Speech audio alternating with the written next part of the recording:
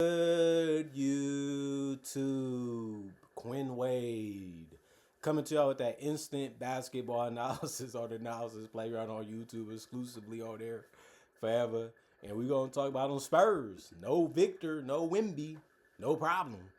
120 to 108 versus the Portland Trailblazers. Portland won the first quarter 29 to 27. They won the second quarter 36 to 32. Then things start going downhill for them. 29 to 22, Spurs won the third quarter, and then 32 to 21 in the fourth. And the Spurs go up 2-1, and they get a game in Portland because Portland got a game in San Antonio. Now we're going to see if the Spurs can do it again. Julian Champagnie playing some defense out there, making some threes.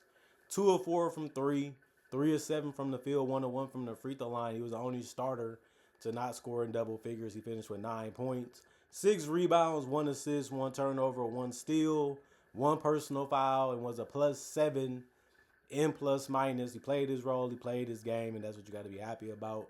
Luke Cornett, big net, 30 minutes, 14 points, 6 of 9 from the field, 1 of 1 from 3. You don't really see him do that often, but it ended up working in this one. He went 1 of 2 from the free throw line and had 10 boards. That's a double-double. He had 2 assists, 1 turnover, and 2 blocks. That's what he needs to continue to do, but he did give up 5 personal fouls in this one. He was trying to find a way to sag off. He was trying to find a way to protect the paint without touching too many guys, but the Blazers kept coming, and they was able to find a way to get him to bait in some things, and it ended up helping him get 5 personal fouls. He did have 5 offensive rebounds, so that's half of his rebounds was offensive. He was a +4 and plus minus. De'Aaron Fox, 36 minutes. That was the most on the team. He ended up playing that and had 18 points and went 7 of 16 from the field and 1 of 6 from 3 and 3 of 5 from the free throw line. He made a clutch bucket in the end. He was a consistent force for them offensively. But he missed a lot of threes in this one. That never was something he was too great at. But he can make them from time to time. He found some guys when he could. He can break down the defense real well. He had 6 assists. He also had 4 rebounds and 2 turnovers.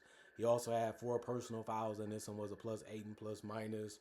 Devin Vassell always found a way to get open, but he finished 4 of 12 from the field and 3 of 7 from 3. He also missed his only free throw, and he finished with 11 points in 33 minutes. He helped out with 7 rebounds, 3 assists, 2 turnovers, and a block. 2 turnovers. He also had 1 offensive board, 3 personal fouls, and was a +6 in plus minus. And you just like him to shoot a little bit better and be a little bit more efficient and just keep up the defense intensity as much as you can. Stephon Castle, 34 minutes. He had 33 points. The 33 points ended up being the most on the team.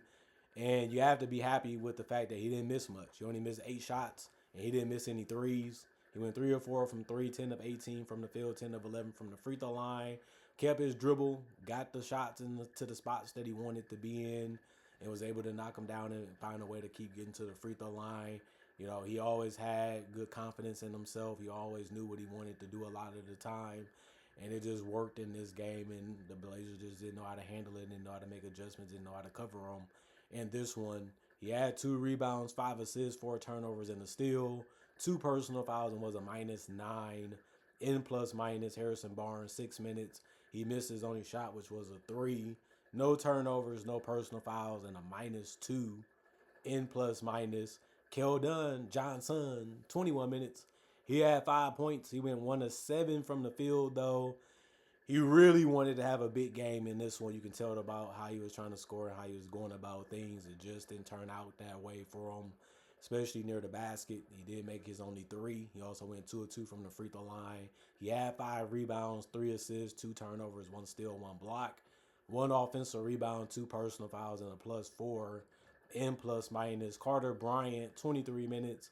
He had 3 points. He made his only 3. That was the only shot that he made. But he did go 1 of 5 from the field, 1 of 4 from 3. It didn't matter too much because he ended up getting 4 assists, and they led to some key baskets, even down the stretch. He had 6 rebounds, no turnovers, and 3 blocks. The 3 blocks ended up being the most on the team, and he was a rookie. You didn't really think he could do that, but they kept coming at him. He kept trying to do what he could to stop him, and he did get 4 personal fouls, so it didn't always turn out to be on his side of the end beneficially. But he did also get 4 offensive boards, showing you that he came to play hard and make a difference when he was out there. It was a plus 17 and plus minus. Dylan Harper, 30 minutes. It was the most off the bench. He had 27 points. He went 9 of 12 from the field, 4 or 5 from 3, 5 or 6 from the free throw line. A double-double because he had 10 boards. I like the way he was out there scoring, man. He was really, really smart of how he tried to drive and how he tried to get the looks. He also said, I can take these threes. You're going to give it to him. I have belief that I can knock him down. He only missed 1, so that ended up being something that you want to continue to see. But it just shows you that he's been working on this game and he was ready for those moments. And most rookies ain't. But he stepped up big time and was a big reason why they won this one. He had 3 assists, 1 turnover, 1 steal in the block, 3 offensive rebounds, 4 personal fouls, and was a plus 25 and plus minus. The Blazers emptied their bench since they ended up getting down by double figures before the game was over. Tamani Kamara, you wanted more from him. 33 minutes, he gave you 2. He went 1 of 6 from the field, 0 of 4 from 3. He did have 3 rebounds, 1 assist, 2 turnovers, and a steal. He also had 5 personal fouls and was a minus 12 and plus minus. You got the personal fouls really got him. But when you're a perimeter defender and they got to find a way to get a bucket, they come in at you for it. Denny, he knows that because he plays that way, but they did a good job of crowding him and did a good job of getting him to over dribble and make him take some tough shots in general. He went 1 of 4 from 3. He also went 3 of 15 from the field. If you can hold him to that poor shooting, you have a good chance of beating the Blazers because he's their offensive engine a lot of times. But he went 12 of 16 from the free throw line, so he still found a way to score, and he also had 9 assists. So they try to take away things. They try to make things difficult. They try to make them work for things, and they work to their favor sometimes. But eventually, if you try a lot, you might get some benefits out of it too. 6 rebounds, 2 turnovers. He had 1 offensive rebound, 2 personal fouls. It was a minus 16 and plus minus.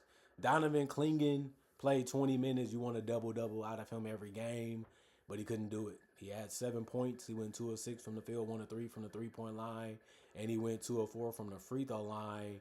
11 boards, 2 assists, no turnovers. He also didn't even get a block in this one, and they was driving and stuff like that, but he could never get one.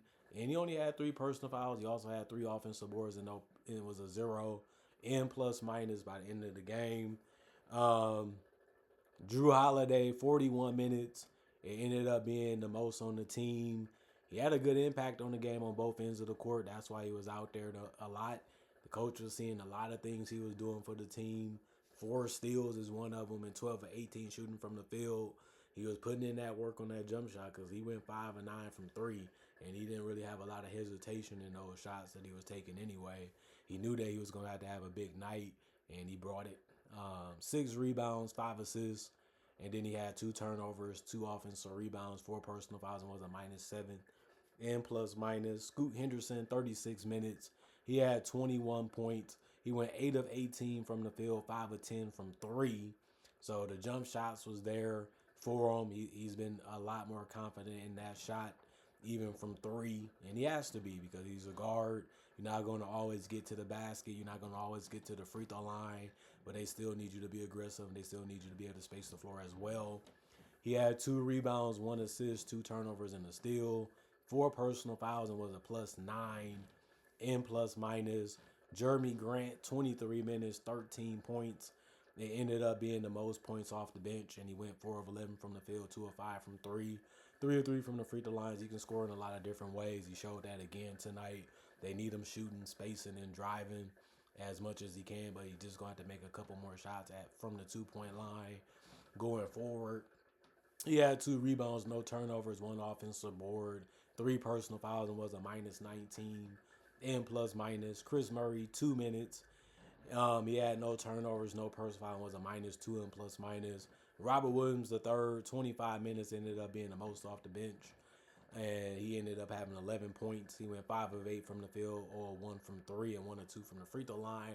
He was getting good looks around the rim, and he was being very quick with his decisions, but he also was fearing no contact. He also was able to grab 9 boards, and 6 of them was offensive. I mean, he was working his butt off. to try to help this team win. He had 2 assists, 2 turnovers, 1 steal, and 2 blocks. The 2 blocks ended up being the most on the team. He was everywhere he needed to be. And it was working out for him a lot of the times because he only had 1 personal foul and he also had 6 offensive boards. So he just made a lot of good plays and played with a lot of effort and hustle. That's what he does a lot, and it was good to see him bring that to the table in this one. He was a -11 in plus minus. And Hansen, 1 minute, he ended up having no turnovers. He also had no points because he only played 1 minute, but he did grab a board, and he also had no personal foul. Was a 0 in plus minus. Matisse Thybulle was able to go 2 of 2 from the free throw line. He misses only 2, and he misses only 3. Went 0 of 2 from the field, 0 of 1 from 3 with 2 points. He had 2 boards, no turnovers, 1 block, no personal foul. Was a +2 in plus minus. Krejci, 1 minute, he ended up missing his only shot, which was a 3. No turnovers, no personal fouls, and a 0 in plus minus. Blake Wesley, 1 minute, no points for him. He had no turnovers, no personal fouls, was a 0 in plus minus. And then you look at Shaedon Sharpe, he had 14 minutes played. He ended up getting 4 points and went 2 of 5 from the field. He did go 0 of 2, though, from the free throw line. You know he can score. You know he can attack the basket. You know he got a good in-between game. He had 3 rebounds, 1 assist, no turnovers, and a block. 2 offensive rebounds, 2 personal fouls, was a -4 in plus minus. City, 1 minute. He ended up having no points. He had no turnovers, no personal fouls. And he also finished as a 0 in plus minus. 90 field goals taken by the Blazers, 41% for them. 87 field goals taken by the Spurs. They was 3 short, but they shot 47%, so they ain't tripping.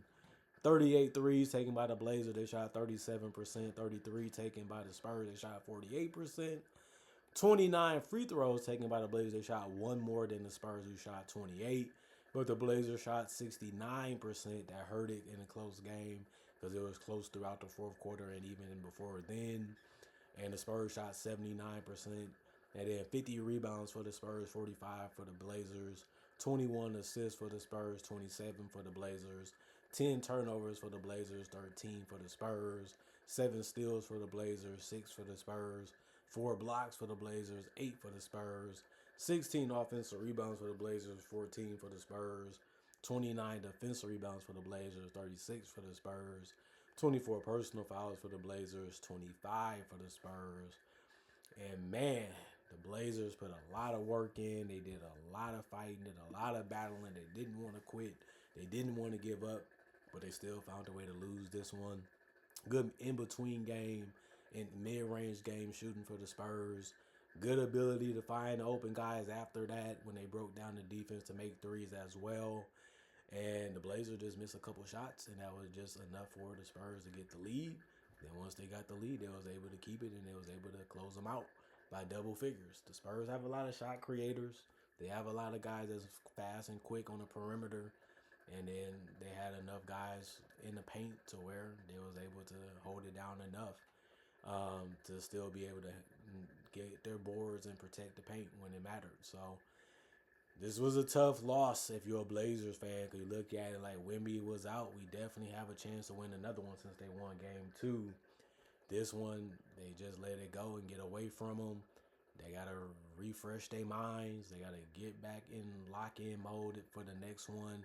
They know it's going to be tough. They know it's not going to be easy. They're still going to be at home. And they don't want to go down 3-1 with a chance of being eliminated. So they got to find a way to get it done in the next one. But you know that the Spurs are well coached. And they're really, really feisty. And they're going to really make a battle out of it.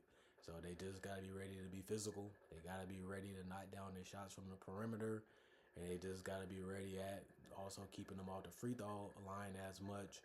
And the Spurs got to do that as well. But it shows how hard it is to guard these players at this high level of the NBA. So we know it ain't going to be easy, but that's what they're going to have to try to do. We'll see if who's going to do it more successfully than other. Other than that, comment, like, subscribe, share. Hit the notification bell to get that analysis when it first come out. Y'all stay blessed up. Y'all stay good. Peace. Then I'll see y'all later today, hopefully with more analysis.